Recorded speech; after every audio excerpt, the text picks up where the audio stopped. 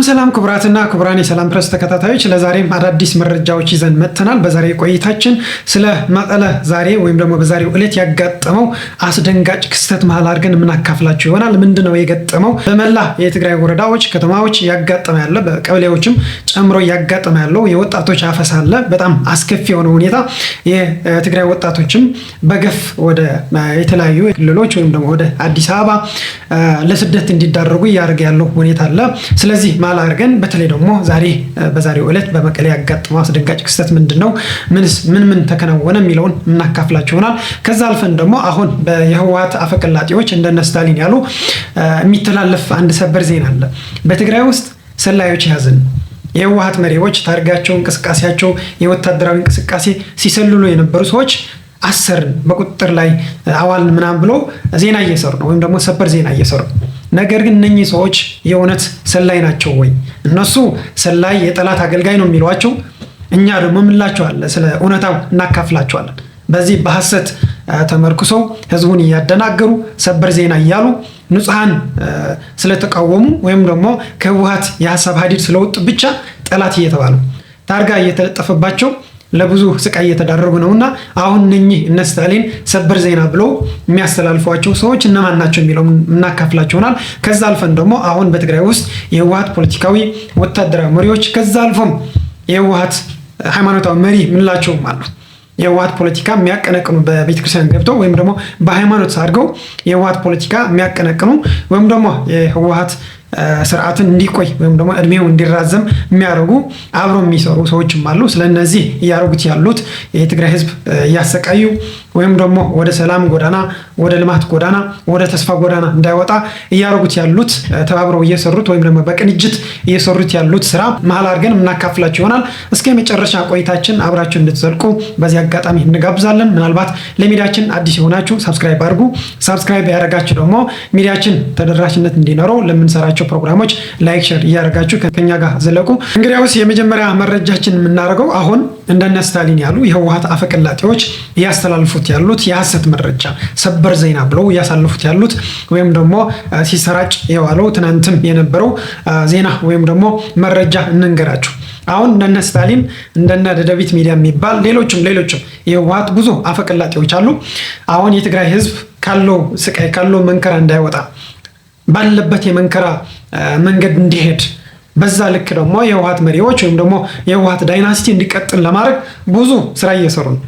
አሁን ከትግራይ ስንቅም ወይም ደግሞ ብርም ይላክላቸዋል፣ መረጃም ይላክላቸዋል። ብዙ ነገር እነሱ ከህወሓት ጽሕፈት ቤት ሁሉም ነገር ነው የሚላክላቸው፣ ብርም ይላካል። አሁን ከዛ አልፎ ደግሞ ከአድሃሎ መንግስት ወይም ደግሞ የኤርትራው ሽፍታ መንግስት ከሱም መረጃም ብርም ይላክላቸዋል። የኤርትራ የፋይናንስ ሚኒስተር ተብሎ የሚጠራ ሀጎስ ክሻ የሚሉትን እሱ ለስታሊን ለሌሎችም ድጎማ ያደርጋል። ድሮም የኤርትራ መንግስት ኢሳት ለሚባል ሚዲያ ሲደጉም ነው የኖረው። 10 ዓመት አብሮ ዘልቋል ከኢሳት ጋር ማለት ነው። ያቋቋሙ እሱ ነው። አሁንም እንደነ ስታሊን ያሉ ሰዎች የጽምዶ ምንድነው ፈረሶች ናቸው። እነሱ ሲፈልግ ሻዕቢያ የሚጋልባቸው፣ ሲፈልግ ደግሞ ህወሓት የሚጋልባቸው ፈረሶች ናቸው። ለሁሉም የሚያገለግሉ ፈረሶች ናቸው። ዝም ብለህ በሆነ ቦታ ስላገኛቸው ብቻ እንደፈለግ የምትጋልባቸው ማለት ነው። ካንተ የሚጠበቀው ክፍያ ብቻ ነው። ህሊና የሚባል ነገር የለም፣ እሱም ቀርቷል። ድሮም የደም ነጋዴ ናቸው እንደነ ስታሊን ያሉ ሰዎች። አሁን ብዙ ጊዜ ስራቸው እንደምታዩት በአማርኛ ፕሮግራም ነው የሚያደርገው። አሁን ስታሊን የትግራይ ተወላጅ ነው፣ የትግራይ ትግል ወይም ደግሞ መኸተ የምንለው እሱን ዳርቻውን ለማድረስ ነው እየተታገልኩ ያለሁት ብሎ ነው የሚደሰኩረው። ነገር ግን እውነታው እሱ አይደለም። ትናንትና በትግርኛ ነበር ፕሮግራም ሲሰራ የነበረው። ምናልባት በትግራይ ጦርነት ጊዜም የተቀረው የኢትዮጵያ ህዝብ ወይም ደግሞ ሰፊው የኢትዮጵያ ህዝብ ስለ ትግራይ ያለውን ሁኔታ እንዲያውቅ ተብሎ በአማርኛ ሲሰራ ቆይቶ ሊሆን ይችላል።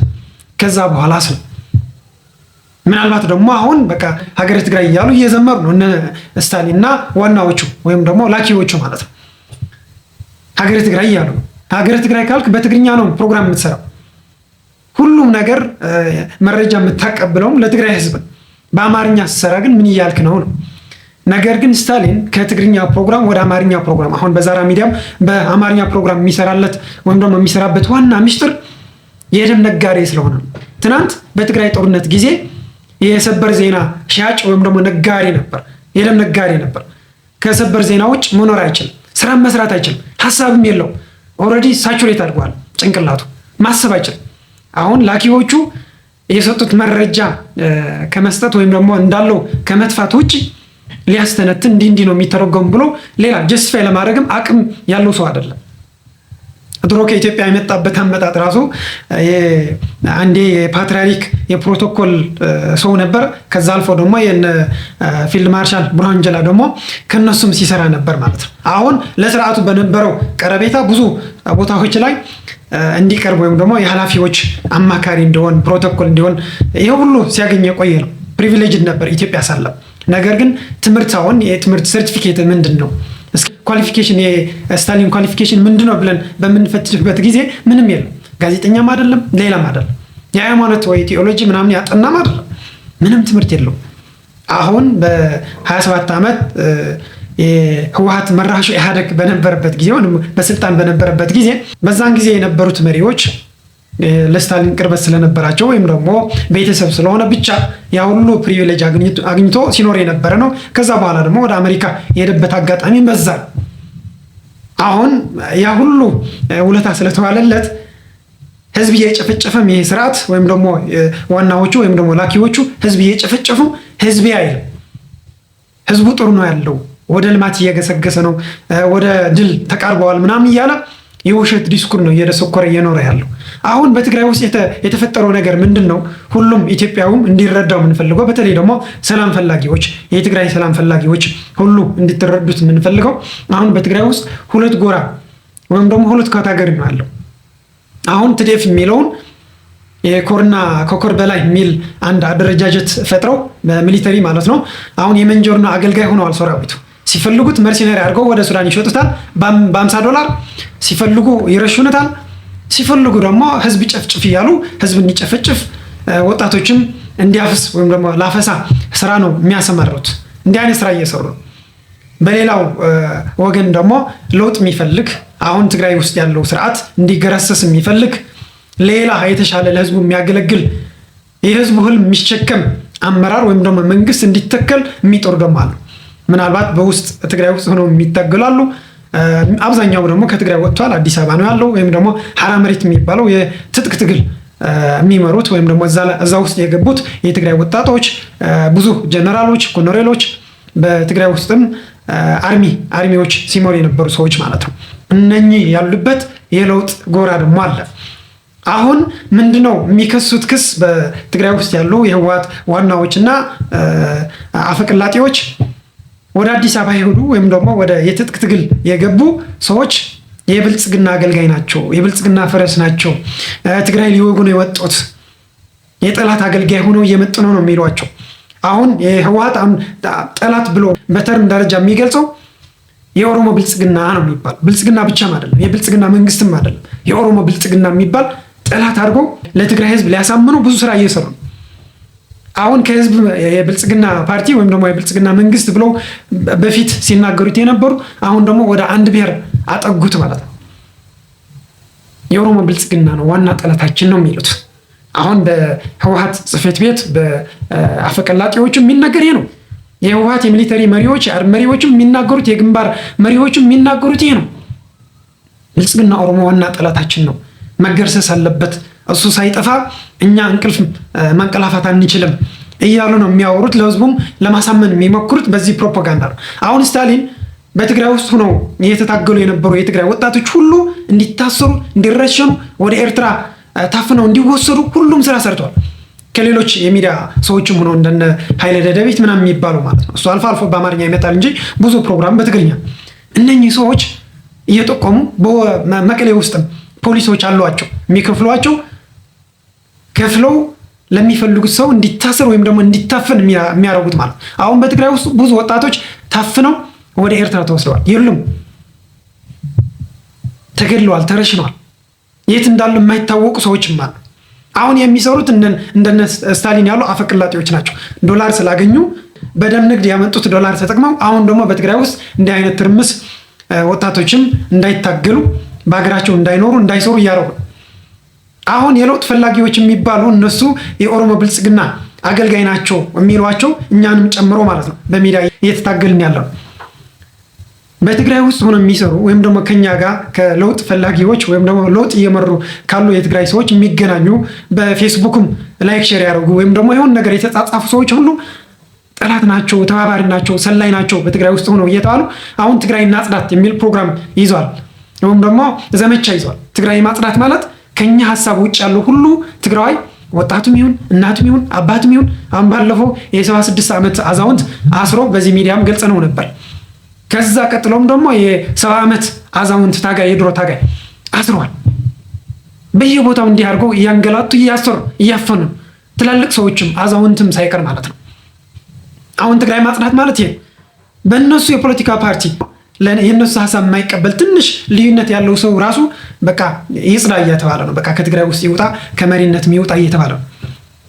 በዚህም ምክንያት ደግሞ ከህወሓት ስራ አስፈጻሚ ሁለት ሰዎች ወደ ማዕከላዊ ኮሚቴ እንዲወርዱት አድርገዋል ማለት ነው። ብዙ ደግሞ በማስጠንቀቂያ እስካሁን እየሰሩ ነው። ከባድ ማስጠንቀቂያ ተሰጥቷቸው ማለት ነው። አሁን ትግራይ የማጽዳት ዘመቻ ማለት ይሄው የሚቃወሙ ሁሉ ወይ እንዲታሰር ወይ ተጠርጎ እንዲወጣ ወይም ደግሞ እንዲሰደድ ከትግራይ ውጭ እንዲወጣ ወይም ደግሞ ታፍኖ ታስሮ ወደ ኤርትራ እንዲሄድ እያደረጉ ነው። አሁን በትግራይ ውስጥ ያሉ የለውጥ ፈላጊዎች የሚያደርጉት እንቅስቃሴ ሁሉ በአይነ ቁራኛ እየታየ እነኚህ ሰዎች ሰላይ ናቸው እየተባሉ አሁን ህወሓት የምትቃወም ከሆነ ከቦታ ወደ ቦታ ስትንቀሳቀስ በትግራይ ውስጥ ሰላይ ነው። ለምሳሌ ዛሬ መቀሌ ውለህ ወደ አዲግራት ስትሄድ ወይ ደግሞ አክሱም አድዋ ምናምን ስትሄድ ወይ ወደ ራያ ስትሄድ በቃ ልሰልል ነው እየሄደ ያለው ሊያጠና ነው እየሄደ ያለው የመሪዎች የሰራዊት እንቅስቃሴ ተብለ በዛ ልክ ነው የምትከሰሰው ማለት ነው። ምንም መረጃ ሳይኖር ከቤት ስለወጣህ ብቻ ማለት ነው። ወይም ደግሞ የህወሓት መሪዎች ኦፊስ ስታልፍ ደግሞ ሊሰልል መጣ ተብለ ትታሰራለህ። አሁን ስታሊን ያደረገው እናሰማቸዋለን ያወጣው ቪዲዮ ሰበር ዜና ብሎ አሁን ስታሊን ያወጣው አንድ መረጃ እናሰማችሁና ሰበር ዜና ተብሎ ለሁለት ቀን ሲውለበለበ የቆየው አንድ ዜና አለ። ሰላዮች ተያዙ፣ የህወሓት መሪዎች ሲሰልሉ ተያዙ፣ በቁጥጥር ስር ዋሉ ምናምን ብሎ ያሳልፈው ቪዲዮ እናሰማችሁና ከዛ በኋላ እውነታ ምንድነው የሚል እኛ እንነግራችኋለን። አፋር ሆኖ የትግራይ የፖሊስ ምርመራ ኃላፊ የነበረ ተስፋይ ገብረማርያም የሚባል ሰው አለ። ንገሩት፣ ያው ይሰማል እርግጠኛ ደንገጥ ይላል። አፋር ነው ያለው። ብዙ ወንጀል ሰርቶ ነው ትግራይ። ወንጀሉ እዚህ አይነገርም። እና እሱ ትቶት የመጣው መቀለ ማለት ነው። ኔትወርኩን እንዲሰራለት ትቶት የመጣው መርሃዊ የሚባል ሾፌሩ ነበር። ለሾፌሩ የሚያገለግለው የተሰጠው ኃላፊነት መቀለ ስለያ ነው። ጂፒኤስ የመሪዎች የአመራሮች ጉዳይ ጂፒኤስ ነው የሚከታተል ቴክኖሎጂ ያለው የተሰጠው ነገር አለ። ጂፒኤስ ይሰጣል። የሽብርተኛ ምናምን ትግራይ ሽብር ለመስራት የሚፈልጉ አንዳንድ ፈንጅ የሚወረውሩ ምናምኖችን ያስተባብራል እና ሪፖርት ያቀርባል። ዴይሊ ሪፖርት ወደ አዲስ አበባ ሪፖርት ያቀርባል። ፕራይመሪሊ ወደ ተስፋዬ ገብረማርያም እና ወደ አዲስ አበባ ላሉት ነው ሪፖርት የሚያደርገው። የተገኘው ዶክመንት ነው ማውራው። ዶክመንቱ ተገኝቷል።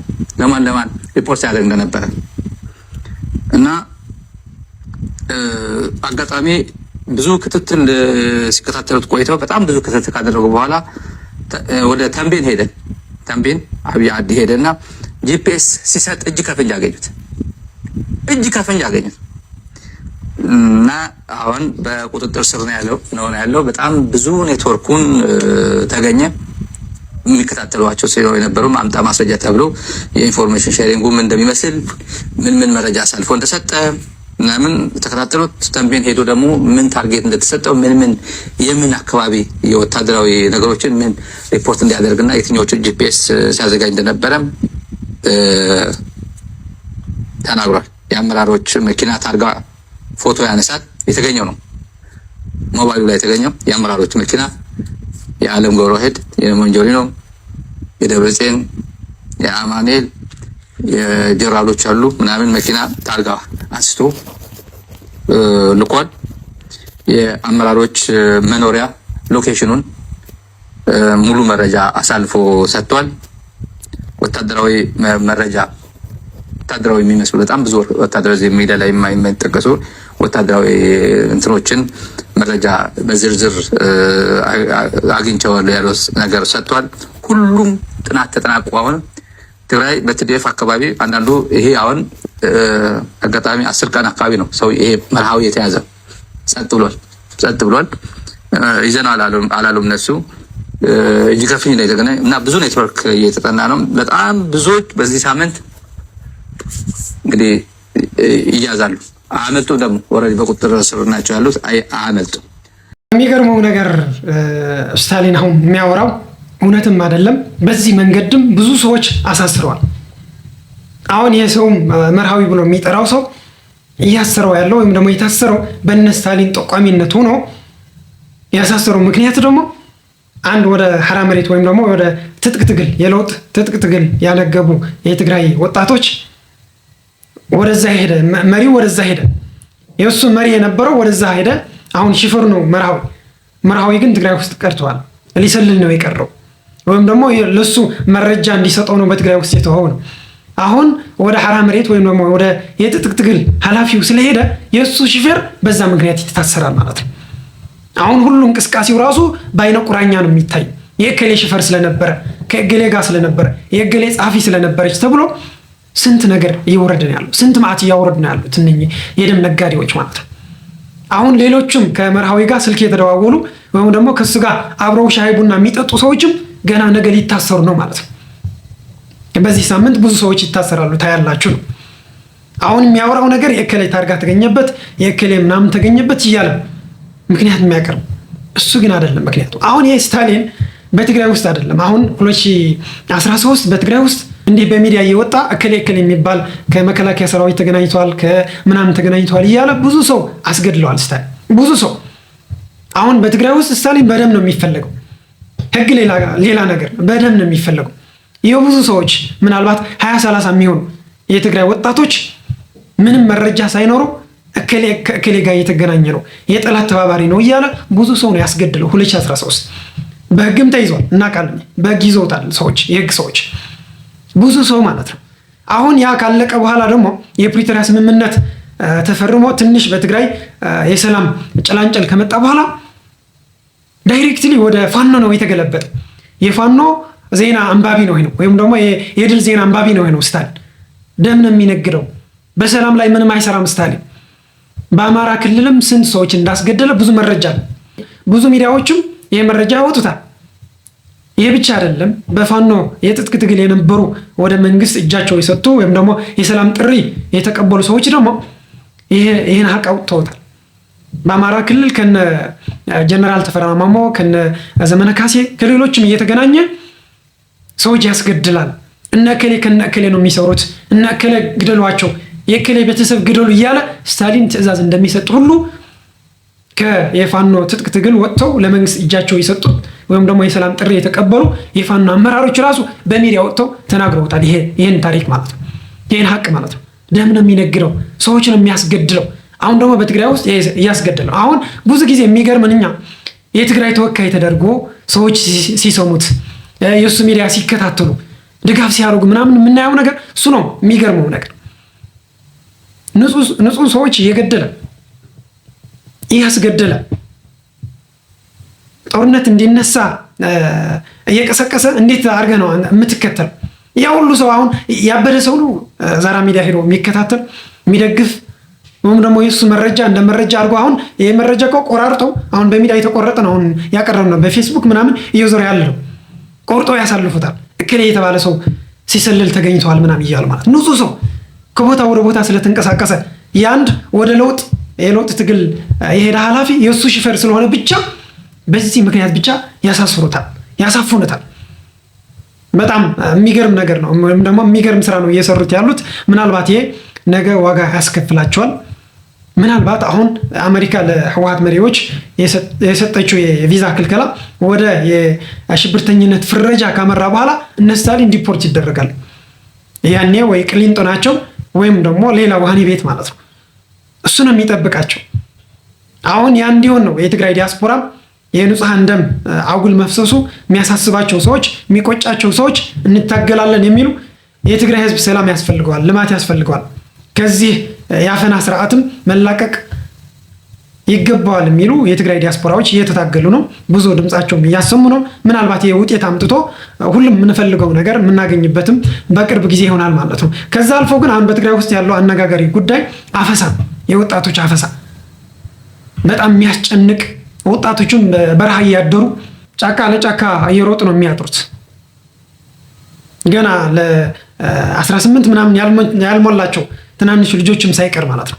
አሁን ብዙ ጊዜ የሚያቀርቡት ምክንያት የህወሓት መሪዎች አይ የተለየ ሁኔታ አጋጥሞናል ወይም ደግሞ የህልውና አደጋ አጋጥሞናል፣ ስለዚህ ወጣት በቲዲኤፍ ትግል የነበረው ወይም ደግሞ ታጋይ የነበረው ተመለስ እያልን ነው እንጂ አዲስ ወጣት እያፈስን አይደለም ወይም ደግሞ ወደ ወታደራዊ ስልጠና እያስገባን አይደለም እያሉ ብዙ ነገር ሲያወሩ እየሰማን ነው። ነገር ግን አሁን በዚህ ጉዳይ የአውሮፓ ህብረት፣ የአሜሪካ መንግስት፣ የአፍሪካ ህብረትም ይሄ ማቆም ይኖርባቸዋል። የሁማን ራይትስ ዎች ራሱም ያወጣው አቁሙ የወጣቶች አፈሳ ወይም ደግሞ የጦርነት ቀስቀሳም ማቆም ይኖርባቸዋል፣ የወታደራዊ እንቅስቃሴ ማቆም ተብሎ ብዙ ጊዜ ተነግሯቸዋል። ነገር ግን ሊያቆም አልቻሉ። አሁን በገፍ ወጣቶች እያፈሱ ነው። አሁን የሚያከናውኑት አገባብ ደግሞ ካድሬዎች አሉ፣ የህወሓት ካድሬዎች ለምሳሌ በአንድ ቀበሌ የሚኖሩ እነሱ ወደ አፈሳ ይሄዱ ወይም ደግሞ አያፍሱም። እነሱ ጥቆማ ነው የሚሰጡት። የክሌ ልጅ አለ እዚህ ነው የሚኖረው እዚህ ነው የሚያድረው እያሉ በሌሊትም ሳይቀር አፈሳው በሰራዊት ወይም ደግሞ በቲዲኤፍ አባሎች እንዲደረግ በታጠቁ እንዲደረግ ነው እያደረጉት ያሉት።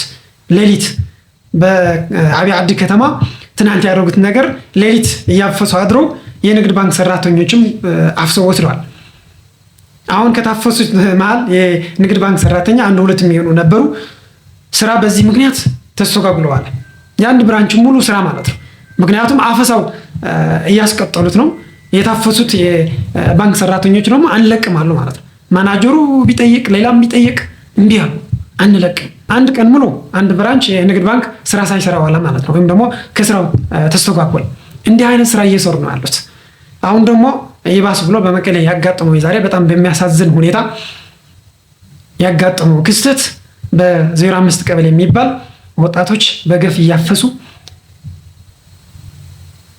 በዱላም እየመቱ ክላሽም ይዘው እያወጣወጡ ወደ መኪና እየጫኑ አሁን እናቶች ወጥተው ልጆቻችን አትወስዱም እያሉ እያለቀሱ ነው ያሉት።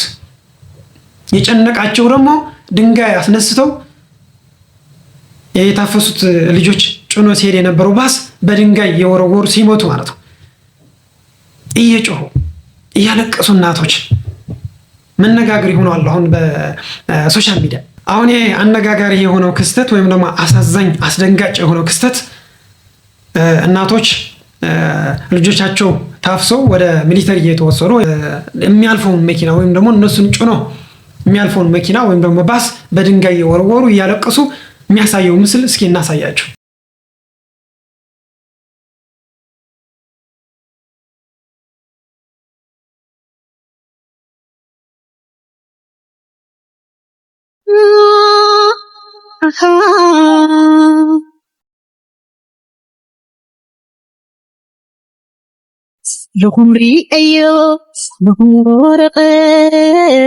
እንዳያችሁት ነው እንግዲህ በጣም ያሳዝናል። በመኪና ተጭነው ወይም ደግሞ በባስ ተጭነው ሲወሰዱ ነው የሚያሳየው ምስል።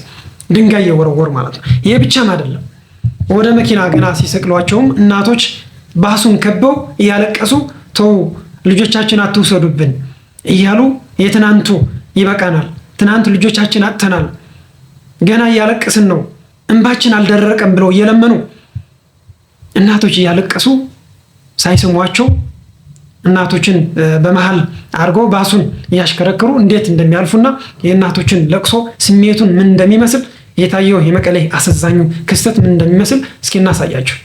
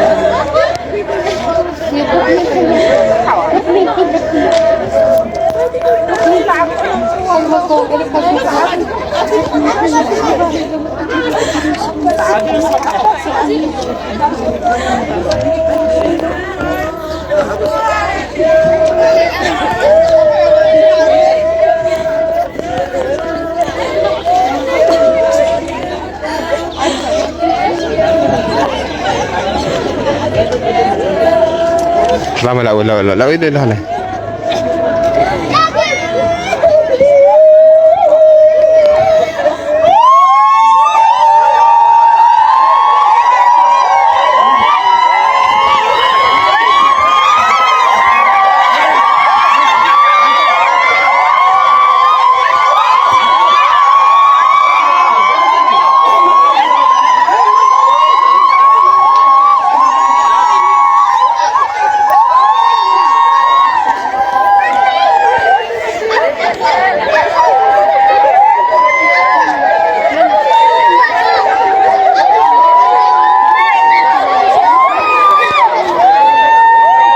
ሚኪ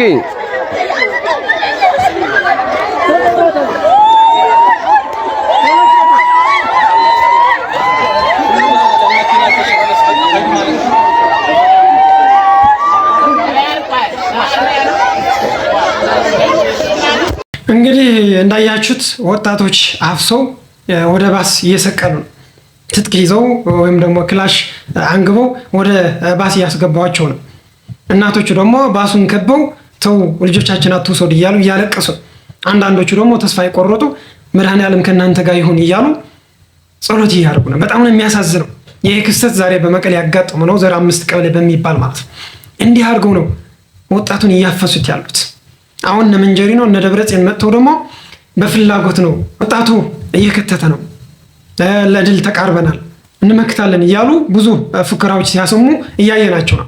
በሚዲያ መጥተው ደግሞ ይህን ነገር ሊያባብሉ አይ በቃ አፈሳ የሚባል ነገር የለም እያሉ በእነ ፈትለወርቅ ልሳን እየተነገረ ነው ያለው።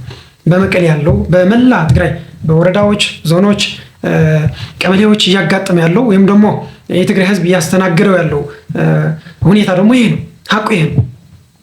በመሬት ላይ ያለው ሀቅ ማለት ነው። አሁን እነ ስታሊንና ሌሎቹ አፈቀላጤዎች ሰላ ያገኘን በቁጥጥር ስር አዋልን እያሉ ዜና ያነባሉ እንጂ አሁን እናቶች እያለቀሱ ነው። አፈሳ አለ፣ መከራ ነው ያለው በትግራይ ውስጥ። ወጣቱ ተስፋ አጥተዋል፣ እየተሰደተ ነው፣ ወደሚሄድበት አጥተዋል። ሌሊት ወደ በረሃ ወደ ጫካ ወጥቶ እያደረ ነው የሚል ዜና መስራት አይፈልጉም። ምክንያቱም ይሄ አካሄድ ለህወሓት ያድናል ብሎ ነው የሚያስቡት፣ የእነሱ ዳይናስቲ ማለት ነው። ስለ ህዝቡ ግድ የላቸው። ትናንትም 1 ሚሊዮን ጠፍተዋል፣ ዛሬም 2 ሚሊዮን ብጠፋ ምንም ችግር የለባቸውም እነሱ። ዋናው ነገር ዳይናስቲው ቀጠለ ነው፣ ወይም ደግሞ የእነሱ ስርዓት ቀጠለ ነው። ከቀጠለ በቃ 3 ሚሊዮን ቢሞት ቢጠፋ ምንም ችግር የለባቸው። የትግራይ የግማሽ መሬት ጠላት ቢወስዱ ምንም ግዳቸው አይደለም። በዚህ ልክ ግን ፕሮፓጋንዳ እየሰሩ ህዝቡም የተሳሳተ ኢንፎርሜሽን እየሰጡ የሌለ ምስል በትግራይ ውስጥ እንዳለ ሰላም እንዳለ ህዝቡም ለህወሓት ደግፈው ወደ ዳግማዊ ጦርነት እያመራ እንደሆነ ብዙ ነገሮች ሲያወሩ እንሰማለን። ሀቁ ግን እሱ አይደለም። እንዳያችሁት ወጣቶች በአፈሳ እየተወሰዱ፣ እናቶች እያለቀሱ፣ በድንጋይም ባሶችን ለማስቀረት እየሞከሩ እንዲህ አይነት መከራ ነው ያለው በትግራይ። ለትግራይ ህዝብ አሁን ከህወሓቱ በላይ ጠላት የለውም።